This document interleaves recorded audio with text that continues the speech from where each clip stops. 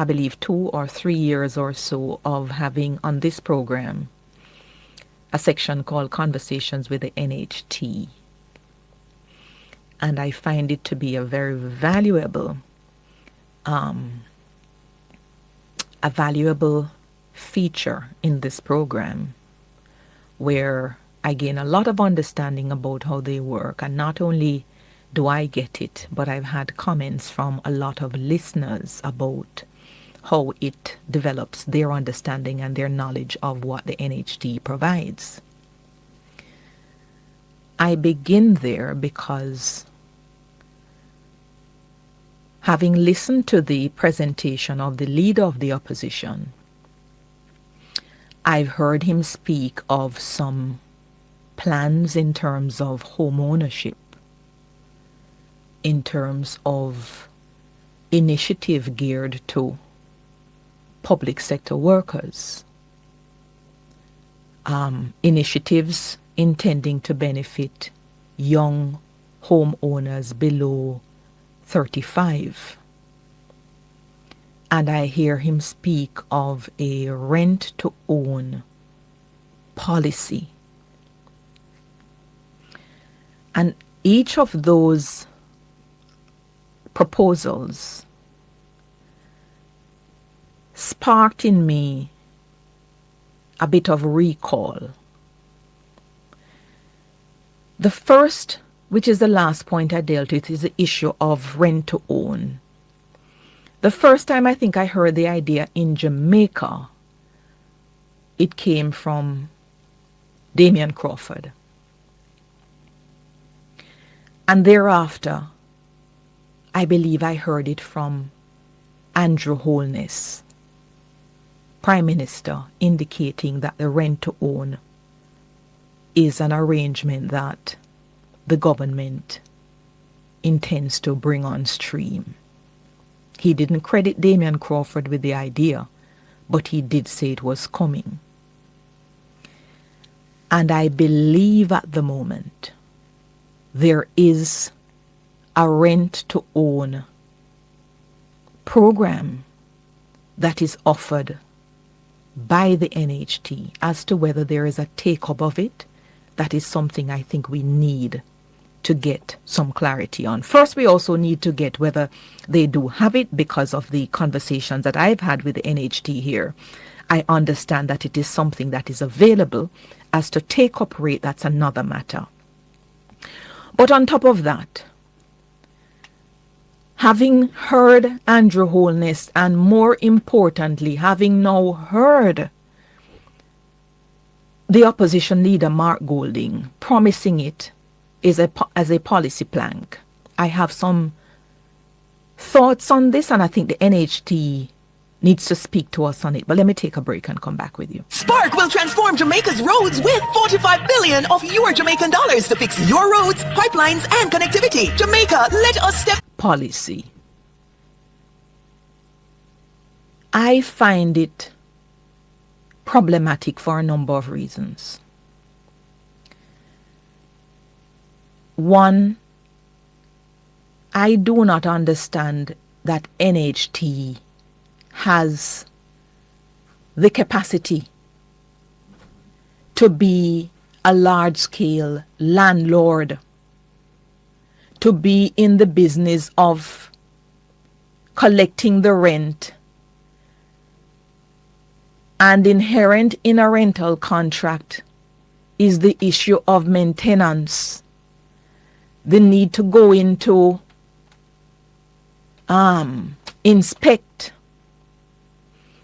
And on top of that, if the rent is not paid for whatever periods of time, then there's no automatic right by any landlord, based on where our laws are, to seek to remove the tenant for reason that the tenant has not paid the rent.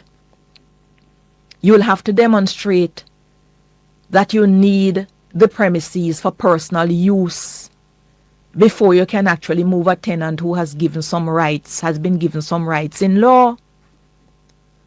So if the individual who is the tenant falls on hard times and can't pay, it is not going to be easy for the trust to get that individual out. And what you may very well have is a system where several people go in. Not only do they probably not take care of the place as it should, it may fall into a state of disrepair, and before you know it, you will have houses upon houses that become perhaps uninhabitable and therefore unsellable. And you end up with a system that blows up in our faces.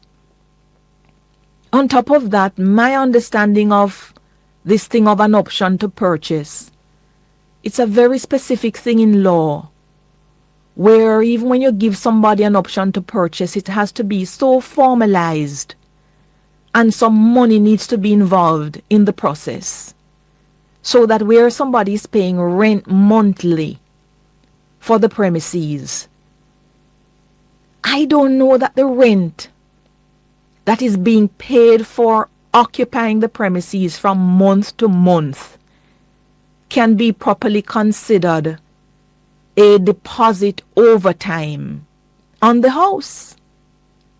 So as I said, I do understand that NHT does, or it has it available as part of its slew of initiatives. And I only recall that from my interviews here. But I think we need to drill down some more into all of that.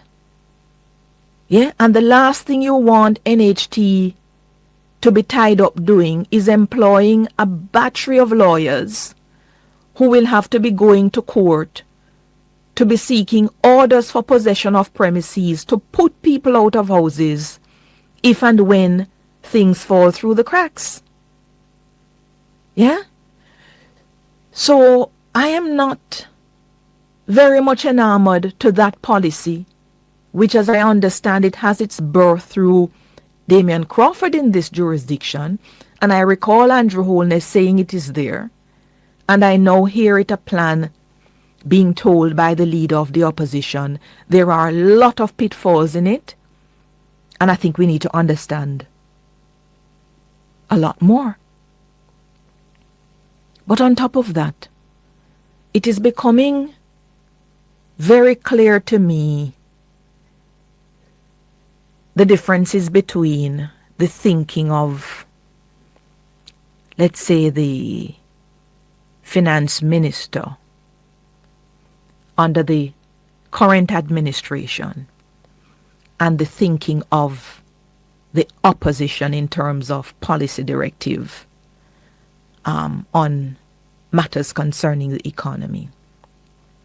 When Dr. Nigel Clark had his never-before-tried wage restructuring exercise and granted to public sector workers and parliamentarians the increases that were granted, and it is not in dispute nor is it open to debate that the increases granted to public sector workers under the wage restructuring was an increase of a size of a quantum that we have not ever seen in a one go in this country. When that was granted, I recall having the conversations with a number of individuals who said perhaps the minister should not have given those volumes of increases without productivity issues being discussed and ironed out. I had some clarity from the presentation by Fable Williams recently, because what Fable Williams is now indicating she intends to do on the back end is to engage public sector workers on the issue of productivity. So much so that she has not carried over the gatekeeping mechanism of the wage to GDP ratio. And that is not carried over, because when you're talking productivity, you are now in the realm of certainly intending to commence the approach of paying people what they are properly worth based on their levels of productivity. When you take that route, the debt to GDP ratio trending in a direction that allows it, then there is no need for any special interest groups to be getting any perks, because special interest groups or public sector groups or whichever other group, you are entering a space where you will be getting what you deserve. There's no longer going to be a wage gap. So what your output is, your salary is to be commensurate with your output.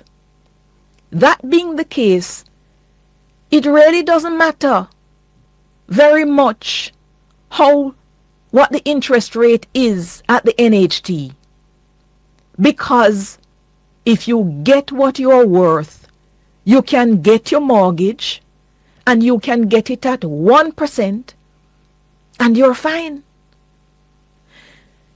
The PNP, on the other hand, it seems to me that they are still in the realm of providing special interest groups perks. In this case, a 1% reduction in rate of interest from the NHT. And again, from my understanding from the conversations with NHT here, they do have interest rates charged based on one's earnings. But a large percentage of the public sector workers, they are now paying 0% or 1%. You cannot go below 0. You can go below 1, but where over 60% of the mortgagors are now getting mortgages at so low an interest rate, it becomes extremely difficult to argue that within the context where you don't have a wage to GDP and negotiations are opening up for public sector workers, productivity is going to be included. The scope, I think the thinking will need to be broadened in line with that broadening of the policy directive that we see. I also understand from my conversations here with the NHT that there are a lot of individuals who are entitled to and who get their financing of 100% financing if you're getting a property up to 15 million. You don't have to pay a cent. 100% financing. And I think a lot of members of the public are not really cued into the array of policy initiatives that the NHT has and what they keep tweaking, so that a policy, for example, of the low owner deposit fund of $1 billion with the NHT to get $500,000 for deposit. It seems to me that based on what NHT now offers, there are young homeowners who are very much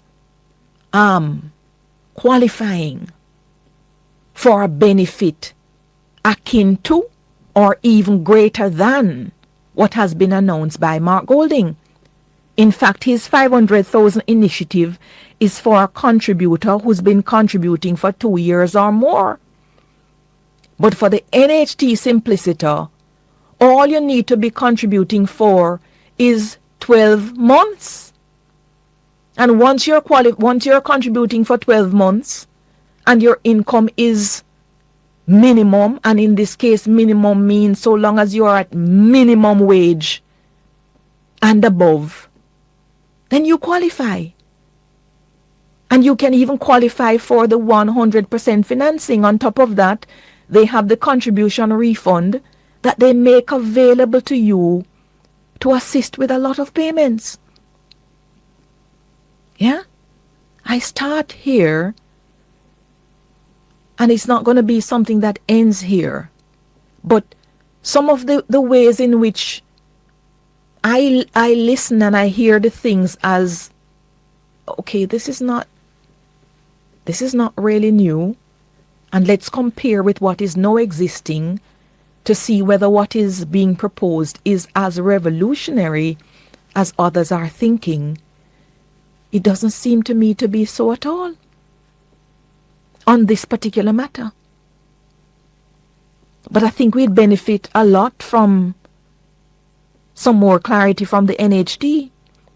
I remember even talking to them about this intergenerational mortgage. Yeah? And there are a lot of people now who should know that no matter what you earn, the NHT has a way of ensuring that you benefit so long as you're contributing for the minimum 12 months. And we're really not left out in the cold. On top of that, NHT has had several arrangements with private developers under these guaranteed purchase arrangement because they cannot build all the houses that are required.